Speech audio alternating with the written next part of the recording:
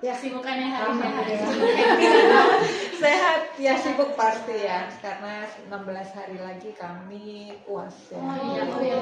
Jadi memang waktu yang sangat mepet harus kami gunakan untuk berbagai hal juga gitu. Puji Tuhan kalau sehat ya Bu, padahal kita lagi padat banget ya Bu. Ya, sebelumnya kami mengucapkan terima kasih banyak ya Bu, di tengah kesibukan kepadatannya ya Bu masih menyempatkan luang waktu untuk kami melakukan wawancara pada hari ini. Sebelumnya mungkin kita udah pernah bertemu tapi kita belum kenal secara ya. Perkenalkan saya Ananda Sefa Ibu. Kenalkan dulu, saya Muhammad Dini. Perkenalkan dulu, nama saya David Sejarah. Saya Dinda Balani. Saya Ayunda Febrianti. Saya Mafalda Liana. Saya Ibu Emia, saya wakakurikulum kebetulan. Jadi ya kemarin pas datang pas kebetulan saya mohon izin sama suster boleh, tapi tidak boleh pas jam-jam saya sibuk karena memang saya sibuk banget gitu. Jadi boleh tapi harus pulang sekolah seperti inilah gitu. Sangat terhormat ya Bu, kami boleh mewawancarai sebagai narasumber kita. Nah, pada kali ini Bu, topik pembahasan kita akan berfokus pada yaitu terkait perbandingan kurikulum antara kurikulum akademis dan juga kurikulum humanis, di mana kita tahu kan Bu, kurikulum akademis itu berfokus pada pencapaian pembelajaran akademik seperti itu, sedangkan kurikulum humanis ini sangat berbalik ya Bu, yaitu lebih mengerti dan membantu siswa bagaimana dia mencapai perkembangan dirinya seperti itu. Mungkin saya boleh membuka pertanyaan untuk pertama itu terkait apa penerapan jenis apa Bu kurikulum yang ada di sekolah ini? Ya, kebetulan karena kami itu ada kelas 12 yang masih pakai kurikulum 2013 ya. Jadi kami masih ada pakai kurikulum 2013, sementara yang kelas 10 dan 11 sudah pakai kurikulum Merdeka. Mungkin saya tanya selanjutnya ya Bu ya.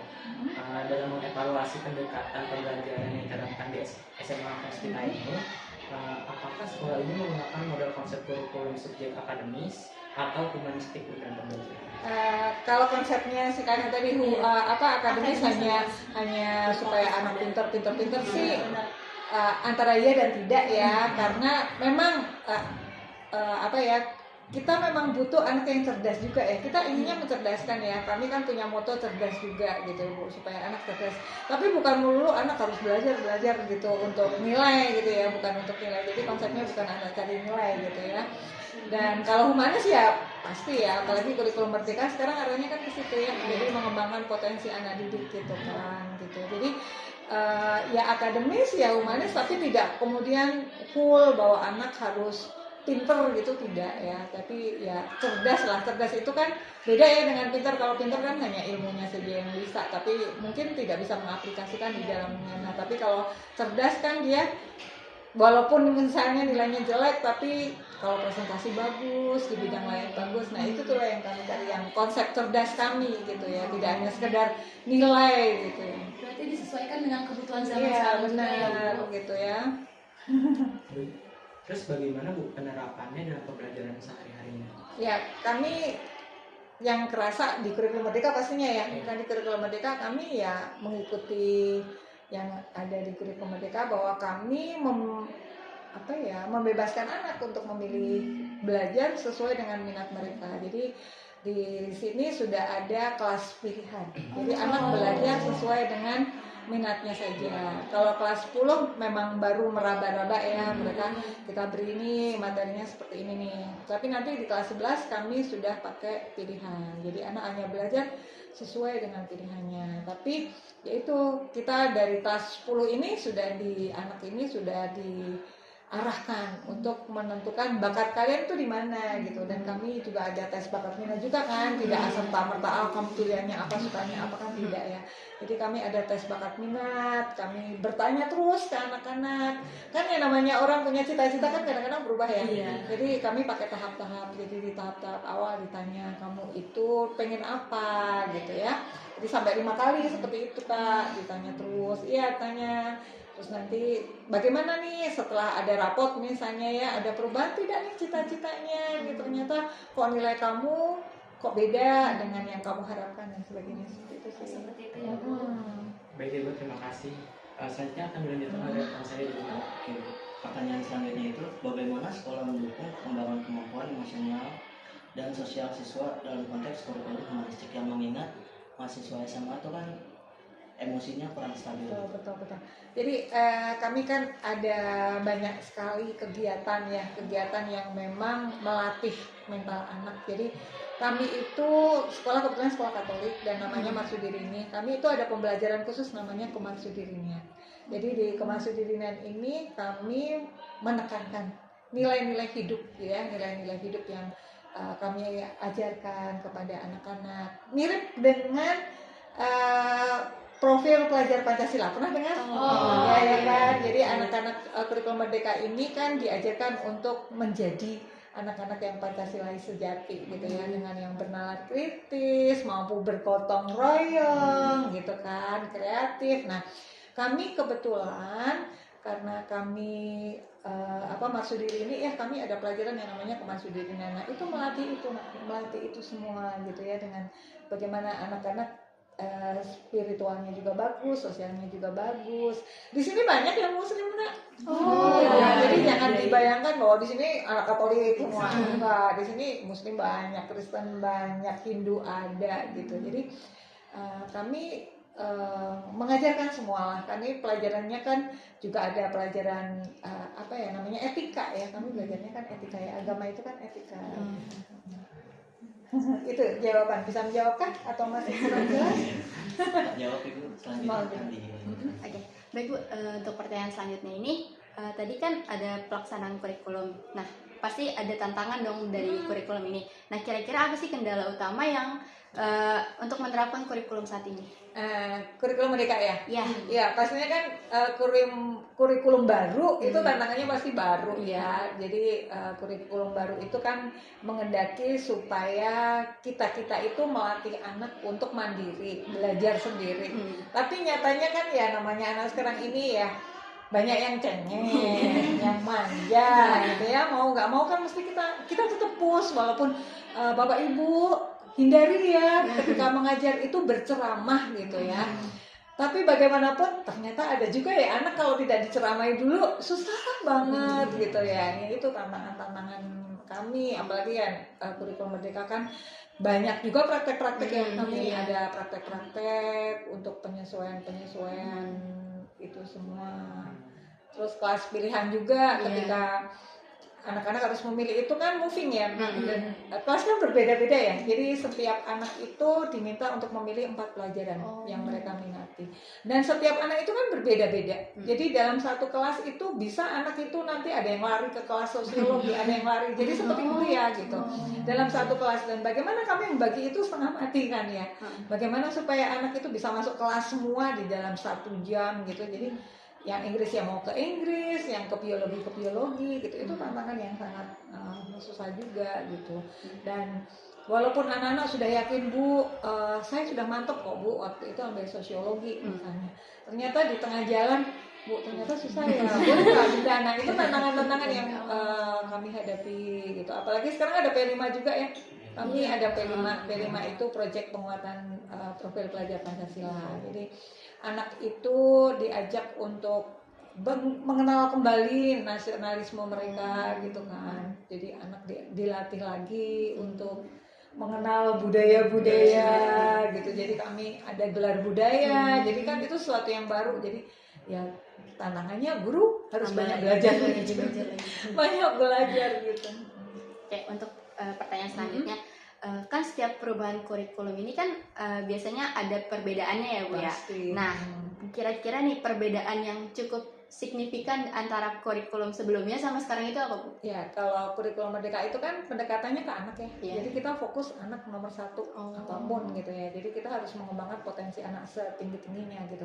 Kalau dulu kan tidak begitu ya di kurikulum 2013. Jadi anak diajari apa aja gitu. Kalau sekarang anak dibebaskan, namanya kurikulum Merdeka kan. Anak dibebaskan sesuai dengan bakatnya. Jadi seperti itu, yang materinya sudah tidak seperti waktu kurikulum 2013. Jadi ketika kelas 10 sih memang mereka belajar lah 13 materi. Tapi ketika kelas 11 mereka belajar ya sesuai dengan minatnya. Itu yang membedakan, bahwa lebih menekankan kepada minat anak.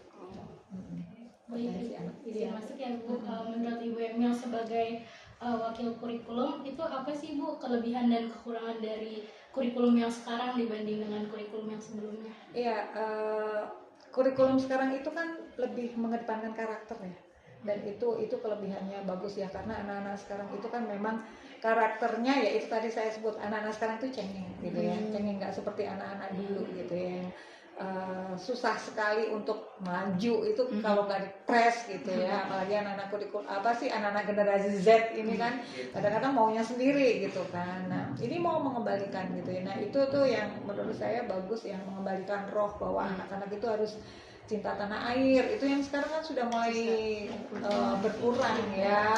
Jadi mengenalkan anak-anak kembali kepada budaya-budayanya gitu, budaya leluhurnya gitu. Nah itu bagusnya. Dan satu lagi, anak belajar tidak banyak-banyak. Tidak seperti zaman kita ya, apa saja dipelajari, ya bukunya banyak. Kalau sekarang kan sehari mungkin hanya belajar biologi gitu ya, 3 itu saja paling itu gitu. Jadi anak tidak terlalu terbebani dan sesuai minatnya, itulah yang bagus gitu. Lalu bagaimana sih upaya sekolah ini untuk mengakomodasi kebutuhan siswa yang beragam itu? Ya itu kami mengadakan tes bakat minat ya, itu selalu gitu. Terus baru saja kami mendatangkan psikolog untuk menjelaskan kepada anak-anak untuk berhati-hati memilih, menggali potensi gitu ya, menggali potensi itu. Jadi tidak semerta-merta mereka hanya suka atau ikut-ikutan gitu, tapi benar-benar ini loh, menurut ahli kamu itu apa sih cita-citanya, apa potensi kalian apa, dan itu juga disampaikan ke orang tua juga gitu. Jadi kami ada sosialisasi juga untuk orang tua, supaya orang tua ikutlah membantu anak milih supaya tidak salah pilih gitu. Oke, untuk selanjutnya nih Bu, menurut Ibu kan sebagai wakil kurikulum nih, apakah ada saran atau masukan untuk pemerintah gitu terkait perbaikan kurikulum di masa mendatang, kan karena sekarang udah periode yang baru lagi. Ya karena begini ya, di kurikulum kalau untuk kami ya, sebagai itu guru. pernah dengar ada PMM nggak? Jadi bagus sih sebetulnya PMM itu, seperti pelatihan untuk guru, banyak materi-materi ya, pemahaman-pemahaman yang baik untuk kurikulum merdeka. Hanya ada tuntutan, di situ ada tuntutan bahwa guru-guru harus punya sertifikat. Nah, sertifikat ini harus dibuat kalau mereka sudah melakukan aksi gitu. Dan itu apa ya? Sepertinya maaf ya, banyak guru-guru yang lain, mungkin karena guru negeri kan ditantang untuk itu. Kalau kami swasta tidak begitu ya. Kalau yang teman-teman kami yang guru negeri, akhirnya mereka sibuk untuk mencari sertifikat itu, lupa bahwa tugas utamanya itu sebenarnya untuk mengajar. Jadi sibuk untuk membuat aksi nyata namanya ya, aksi nyata. Jadi guru itu harus buat aksi nyata. Jadi mungkin berbagi dan sebagainya, sibuk ada di situ gitu. Jadi kalau kurikulumnya sih bagus ya, kurikulum merdeka itu bagus sebetulnya. Nah tetapi dengan adanya PMM itu seperti malah kami kok malah orientasinya hanya sertifikat gitu loh, bukan ilmunya bagus. Di situ tuh banyak materi-materi, kalau ada perundungan sekolah itu harus bagaimana, jenis-jenis perundungan, yang namanya disabilitas itu seperti apa aja, itu tuh bagus sih materinya. Tapi nanti ujungnya setiap materi guru harus buat aksi nyata. Nah aksi nyata itu bisa kami harus berbagi, dan itu harus difoto, dan itu kalau tidak sesuai dengan pusat kami harus ulang lagi sampai kami dapat sertifikat. Nah banyak guru-guru negeri, karena memang itu tuntutannya, guru-guru negeri itu yang kemudian sibuk di situ gitu, padahal sibuknya harusnya ke anak-anak gitu. Jadi materinya untuk anak-anak. Jadi harapannya, dan kami dengar-dengar nih dari kementerian yang baru ini mau menghapuskan PMM itu, karena memang itu membebani. Jadi guru hanya fokus untuk cari sertifikat, ikut webinar gitu kan. Jadi hanya sibuk di situ gitu loh. Padahal materinya ya sudah belajar, ayo terapkan ke anak-anak gitu. Oke, terima kasih banyak Bu. Untuk pertanyaan terakhir, menurut Ibu bagaimana model kurikulum yang paling ideal gitu untuk mendukung kebutuhan siswa SMA secara akademis maupun emosional? Ya kalau ideal bagaimana ya, karena zaman ya, jadi yang pastinya sesuai dengan zamannya ya, dan bahwa kurikulum itu bisa mengakomodir nanti anak ini setelah lulus SMA atau nanti ketika kuliah ini benar-benar bisa kerja gitu, dan kerjanya itu bagus gitu. Karena kan banyak sekarang anak-anak muda ini yang pekerjaannya ya mohon maaf ya banyak tidak disukai pimpinan-pimpinannya ya, karena itu banyak anak muda seenaknya sendiri gitu ya. Harapannya ada kurikulum yang bisa mengajarkan kembali kepada anak-anak bagaimana sih cara kerja yang baik. Jadi walaupun mereka generasi Z sekalipun gitu harus tahu yang namanya tata krama di dalam bekerja, bagaimana semangat kerja. Nah sekarang ini kan banyak kan anak-anak yang kerjanya itu sudah tidak ada semangat lagi gitu ya. Jadi kerja asal-asalan gitu. Makanya kan ada tuh perusahaan yang lebih baik saya memperkerjakan orang lama gitu ya, orang lama daripada orang yang mungkin lulusan dari perguruan tinggi negeri, fresh graduate misalnya ya. Tapi ternyata pekerjaannya ya seperti itu, tidak sesuai dengan seharusnya bekerja gitu. Nah, pengennya kurikulum itu mengakomodir yang seperti itu ya. Jadi benar-benar mengajarkan anak-anak kalau bekerja nanti itu seperti ini. Jadi anak-anak punya mental gitu ya. Mental tidak seperti orang-orang tua kita dulu, tapi paling tidak tahu diri gitu. Kalau kerja yang benar itu seperti apa gitu. Pengennya yang kurikulum yang seperti itulah yang bisa dipakai lah, bisa dipakai bukan hanya sekedar nilai gitu, belajar gitu. Ada lagi? Oke, mungkin itu aja sih udah. Iya, karena sudah terjawab cukup, sudah sangat terjawab gitu untuk memenuhi. Ya nanti kalau ada apa-apa tanya sih. Iya, siap. Terima kasih Bu. Oke, untuk dari tadi kita wawancara, kesimpulannya itu jadi SMA Fons Vitae ini menerapkan kurikulum merdeka yang dimana kurikulum merdeka ini cenderung ke arah humanis ya Bu, dimana mengutamakan peserta didik, mengutamakan karakter, ya. Terus juga di sini guru-gurunya ternyata juga menyesuaikan dalam mengembalikan rasa nasionalisme peserta didik, dimana kan kita ketahui sekarang kan zamannya globalisasi gitu ya Bu. Jadi gimana caranya guru-guru di sini juga mengembalikan rasa nasionalisme itu supaya peserta didik itu gak kehilangan identitas budaya gitu ya Bu ya. Karakter anak muda sekarang ini kan luar biasa gitu ya. Yang mengembalikan lagi lah roh Pancasila. Ada sudah seperti Ibu bilang juga ada tes minat, ada tes psikotes yang tujuannya dimana untuk membimbing peserta didik supaya tidak salah dalam memilih minat bakat mereka gitu ya Bu. Oke, terus juga ada di sini kurikulum yang ideal menurut Ibu adalah yang kurikulum yang sesuai dengan zaman. Gitu. Iya benar, harus sesuai dengan zaman dan bisa benar-benar suatu saat dipakai sepanjang hidup anak-anak. Jangan panjang, jangan hanya lulus dari sini ditanya, ini belajar apa nggak tahu apa. Sayang, jadi pelajaran yang benar-benar akan dipakai gitu loh, dipakai untuk hidup, dipakai untuk hidup, ketetapan hidup. Kurikulum merdeka sebenarnya sudah ada itu gitu ya, tapi karena ya masih baru ya, penerapannya itu benar ini mungkin pemerintah baru bisa lebihnya kita belum baru belajar ya, ini sudah ada lagi. Nah itu yang ditakutkan juga. Ya, mungkin sekian ya Bu. Oh ya. Maaf ya kalau jawabannya kurang memuaskan. Ya mungkin sebelum kita menutup kita mau ada berkomentasi. Boleh. Nanti kirim saya juga ya foto. Boleh.